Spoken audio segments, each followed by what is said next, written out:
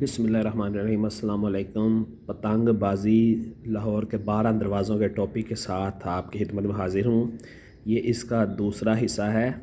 کل میں نے آپ کو 5 دروازوں کا بتایا تھا اور اب یہ ہے بیرون سرکل روڈ اڈا کراؤن باز۔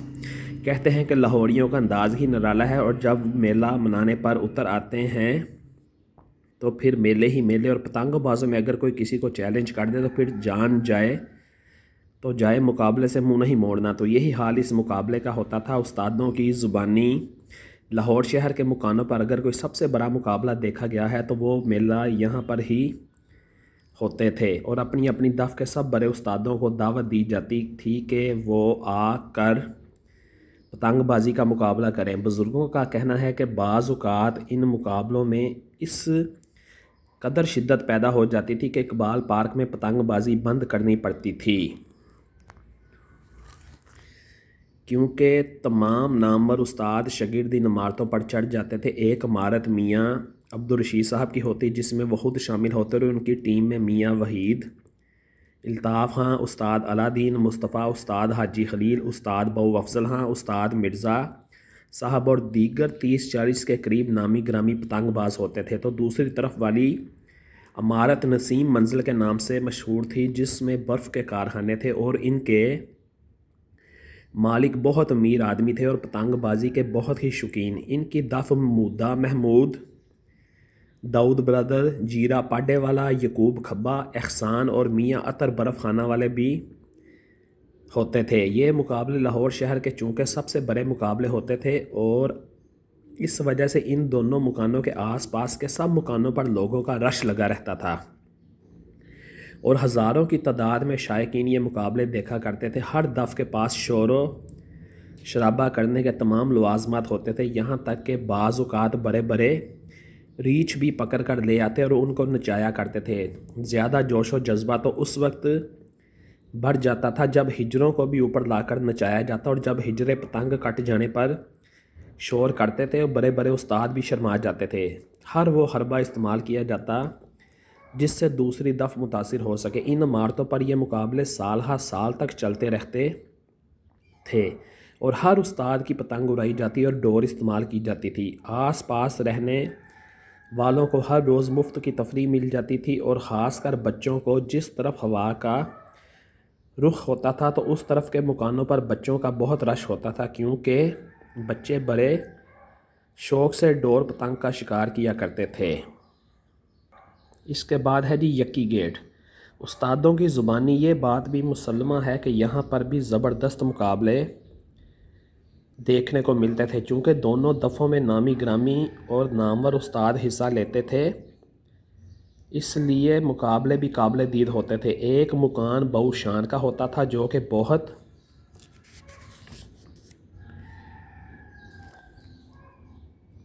اونچا تھا اور بہو شان کی اپنی پریس ہوتی تھی، اس لیے وہ بہو شان پریس والے کے نام سے مشہور تھے۔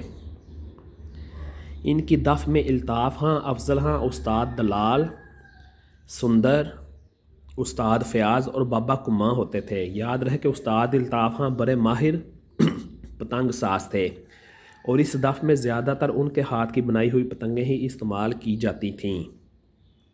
استاد الطاف خاں اور بو افضل سگے بھائی تھے اور دونوں ہی پتنگ سازی کے بہترین کاریگر، مگر دوسری دف میں بھی بڑے بڑے نامی گرامی پتنگ باز شامل ہوتے تھے۔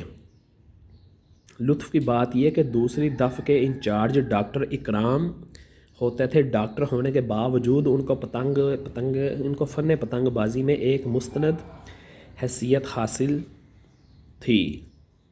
چونکہ روپے پیسے کی کوئی کمی نہ تھی تو ان کی دف میں بو افضل جو کہ کپ بنانے کے ماہر تسلیم کیے جاتے تھے، ان کے کپ ان مقابلوں میں بعض اوقات تہلکہ مچا دیا کرتے تھے۔ ان کی ٹیم میں سمی، فاروق اور ڈاکٹر صاحبان کے برادران شامل ہوتے تھے۔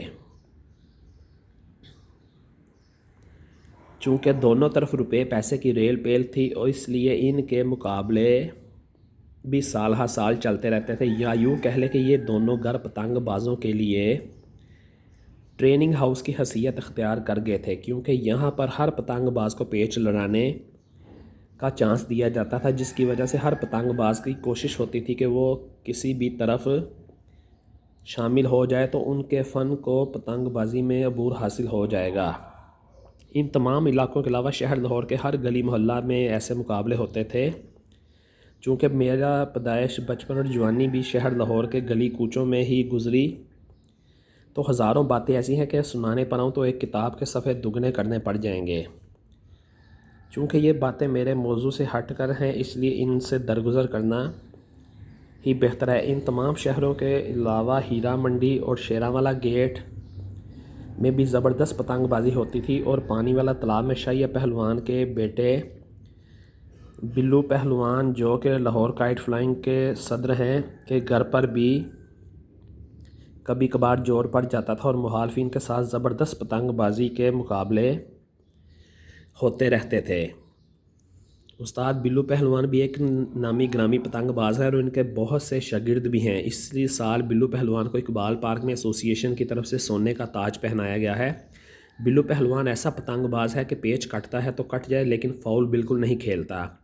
اس تقریب میں خود موجود تھا۔ ان کی سب استادوں اور شاگردوں نے تعریف کی اور استاد پیر واجد علی شاہ نے خود اپنے ہاتھ سے ان کو تاج پہنایا۔ بلو پہلوان کے پاس بھی کتنے ہی انعامات ہیں جو کہ انہوں نے مختلف مقابلوں میں جیتے ہیں، اور کتنی ہی سونے کی پتنگیں بھی انعام میں حاصل کر رکھی ہیں۔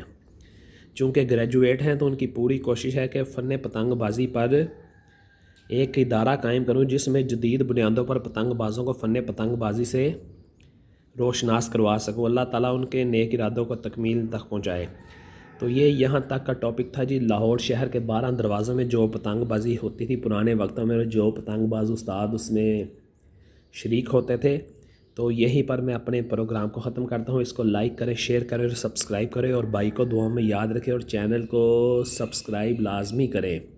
آپ کا بہت بہت شکریہ۔ پھر کسی نئی مزیدار سی کہانی کے ساتھ آپ کی خدمت حاضر ہوں گے۔ تب تک کے لیے اللہ حافظ۔